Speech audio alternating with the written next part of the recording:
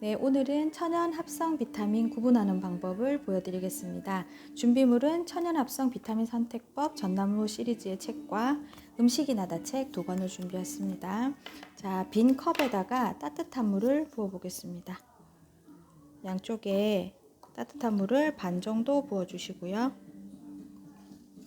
여기에 더블엑스의 식물 영양소 하나를 넣고, 이쪽에는 타사 제품, 이 제품은 경남제약에서 나오는 종합 비타민 제제입니다. 이렇게 넣어서 시간을 두고 관찰해 보도록 하겠습니다. 시간 관계상 한번 저어주는 것도 좋은 방법인데 한번 볼게요. 이렇게 해서 보이시죠? 금세 색이 변하죠. 네, 일단 조금 더 두겠습니다. 요걸 두는 동안에 제가 간단하게 천연 합성에 대한 기준을 조금 알려드리도록 하겠습니다. 네, 음식이 나다른 책에 지금 천연 합성 부분을 한번 보여드릴 건데요.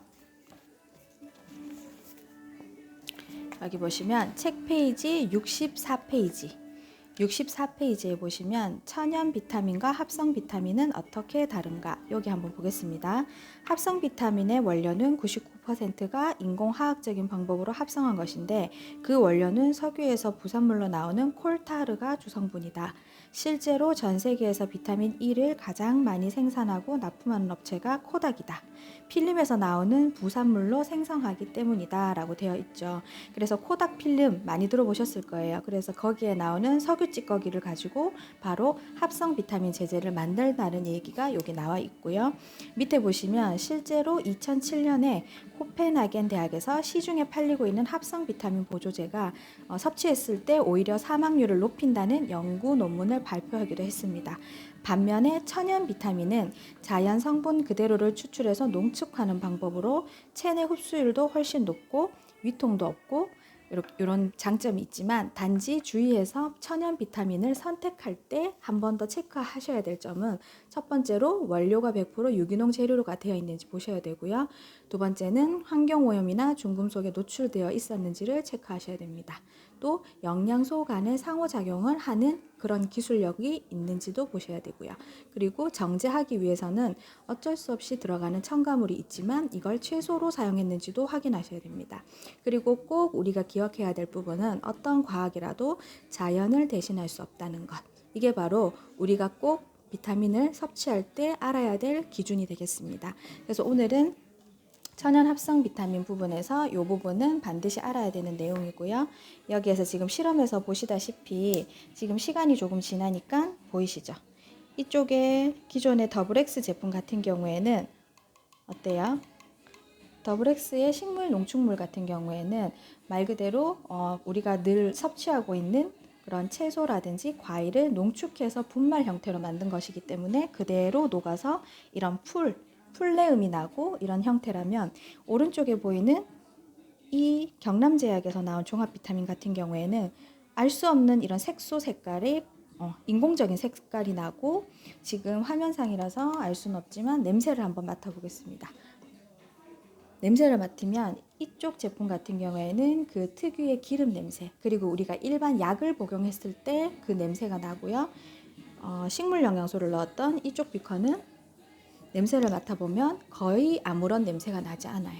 그래서 한 번쯤 냄새를 맡아보시고 그 다음에 조금씩 섭취를 해보시면 되겠습니다. 그래서 이쪽 걸 주고 먹어보면 맛은 그 특유의 양맛이 많이 나고요. 이쪽에 건 먹어보면 우리 허브차라고 그 녹차 같은 그런 풀맛이 좀 많이 나는 걸 느낄 수 있어요. 그래서 이렇게 합성과 천연으로 만든 원료를 구분할 줄 아는 능력이 있어야 우리들이 늘 건강을 위해서 챙겨 먹는 이런 영양제가 내 몸에 오히려 독으로 작용하지 않는다는 걸 이렇게 알 수 있습니다. 그래서 이 부분에서 하나 조금 더 알려드리고 싶은 건, 천연 합성 이 비타민 책에서 어떤 부분이 나와 있냐면요. 바로 아까 천연과 합성에 대한 선명하게 사진을 통해서 비교해주는 장면이 나옵니다. 바로 이쪽 부분인데요. 제가 앞쪽에서부터 한번 보여드리도록 하겠습니다. 37페이지에 보면 화학자들, 이런 약품을 만들고 하는 개발하는 화학자들은 분자 수준에서 천연 비타민과 비슷한 부분이 있으면 전부 비타민 추출도 비타민이라고 정의를 한다고 해요. 하지만 자연이 만든 식품 속에는 화학자들이 분석할 수 없는, 즉 흉내낼 수 없는 네 가지의 요소가 있다고 합니다. 첫 번째는 바로 호르몬, 두 번째는 산소 함량, 세 번째는 식물성 화학물질, 제가 좀 전에 말씀드렸던 식물 농축물의 그런 파이토케미컬 이런 부분이고, 그리고 효소, 바로 이 네 가지가 바로 연구해서 우리가 인공적으로 합성 비타민으로는 절대 만들 수 없는 부분이라고 이야기하고 있고, 그 근거로 오른쪽에 사진을 보시면 돼요. 이게 바로 합성 비타민 C를 예를 든 거고, 이쪽이 천연 비타민 C를 예를 든 거거든요. 그래서 합성 비타민을 보면 전형적인 아스코르빈산이라는 화학명 되어 있고 생명 활동이 없다고 되어 있어요. 그냥 그대로의 비타민 C일 뿐인 거죠.